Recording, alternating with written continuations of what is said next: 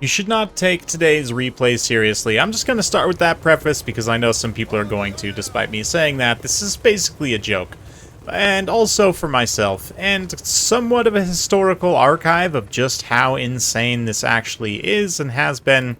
No doubt it'll get fixed in the future, but Grail Knights and Grail Guardians, everyone knows they're absolutely insane right now, but Romulan Dog is out to prove today just how ridiculous they can be by putting this poor dwarf player in an absolute spin cycle. Now, this is also one reason why I decided to actually cast this one, because it is against the dwarfs, and a lot of people don't like the dwarfs for various reasons. Also, this dwarf is in somewhat of a defensive position, which also seems to offend a lot of people for somewhat irrational reasons. Like, I kind of get it's not the funnest thing to play against, but to be honest, the dwarfs should play like this. And if you're playing in an active way, this is ideal, honestly.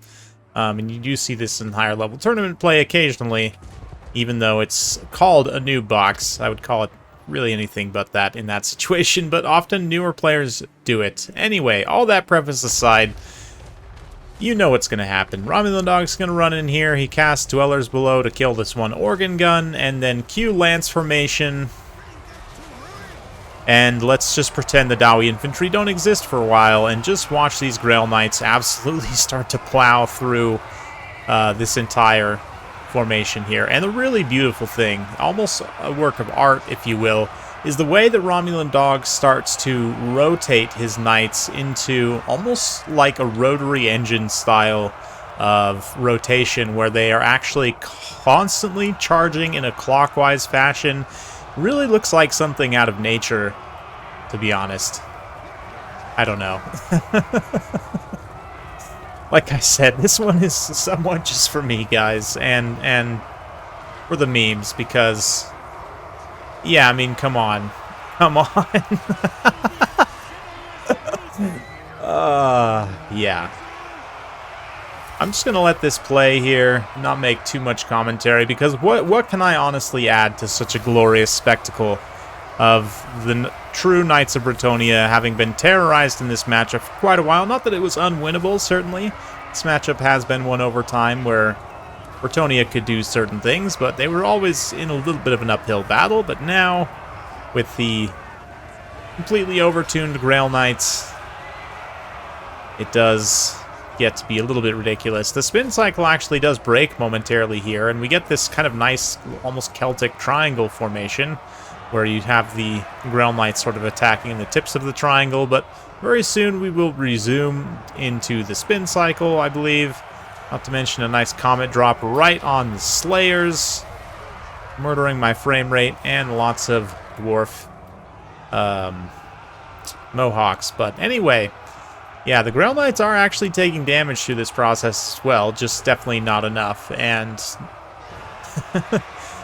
yeah, I mean, they are technically taking a little bit of damage, but definitely not enough to be any kind of impactful or to make this into any kind of a battle. Instead, it's just an exercise, if you will. It's like just going out for a nice, leisurely afternoon stroll in the summer sun of the Badlands and happening upon a bunch of bowling pins that are angry with beards, and you just proceed to ride your horse over them for several minutes. Simply beautiful. And we do have some healing, of course, from the Fanchantress, going to keep the fun up. Just like Romulan Dog needs to keep his knights moving, because as meme as this is, if he does slow down and just stop issuing attack orders, his units could get bogged down and actually start to take some damage. The Giant Slayers, obviously, in particular, are quite dangerous, and there are some things you could do from the Dwarf's perspective. If I take this seriously for half a second, in order to prevent things like this from happening, if you're queuing up on ladder, this is kind of a PSA, I guess. Probably want to take Grombrindle and 2 Engineers, so you get 3 Flash Bombs, and then max out on Slayers and Giant Slayers and just go from there. I actually don't know if that would even work, but that was probably what I would do if I saw a Bretonnian player on ladder who I thought might do something like this. Both maximum chivalry and seems like the most unchivalrous thing you could possibly do to someone right now, given the state of the game. But the spin cycle does cease. The knights form somewhat of a line and then immediately start breaking off into their individual bands again.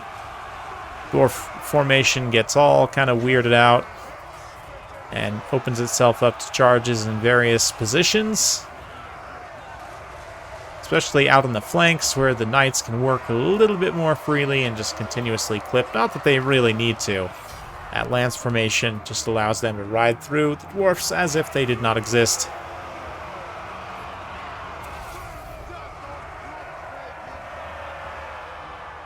Ah, yes. Absolutely glorious. Again, I don't think that this is...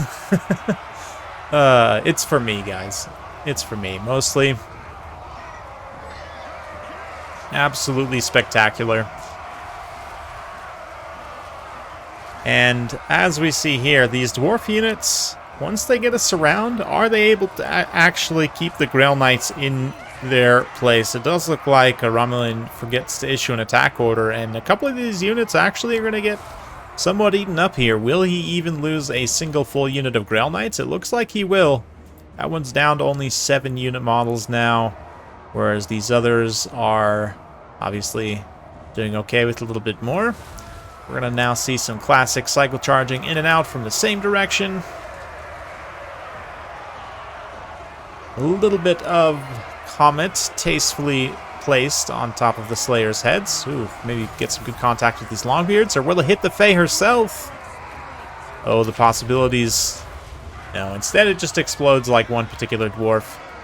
And we get more charging Grail Knights from both directions, trying to pick off these units towards the back. Those poor Ekron's miners just absolutely destroyed before their time. And now the Dwarfs are approaching army losses. It's going to be just the Slayers, just in time for a Dwellers. Time to reach their most dishonorable end.